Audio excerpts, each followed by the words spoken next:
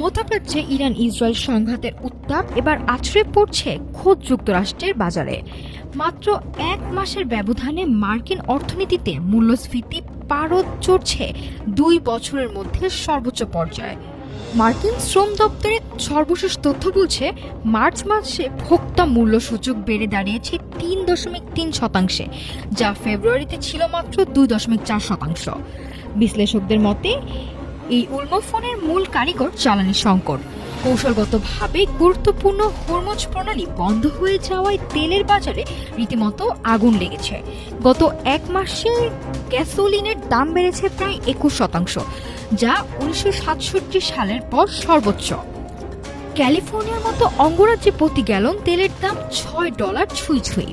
জ্বালানির এই চড়া দাম কেবল পাম্পে সীমাবদ্ধ নয়, এর প্রভাবে বেড়েছে বিমান ভাড়া ও পোশাকের দামও। যদিও খাদ্যপণ্যের দাম এখন স্থিতিশীল, তবে পরিবহন ও সারের খরচ বাড়লে শীঘ্রই খাবারের পাতও দামি হওয়ার আশঙ্কা করছেন বিশ্লেষকরা। সামনে নভেম্বরের মধ্যবর্তী নির্বাচন, আর এমন পরিস্থিতিতে রেকর্ড পরিমাণ নিচে নেমেছে ভোক্তা আস্থা। রিপাবলিকান শিবিরে বাড়ছে রাজনৈতিক চাপ, তবে প্রেসিডেন্ট ডোনাল্ড ট্রাম্প দাবি করেছেন এই সংকট সাময়িক।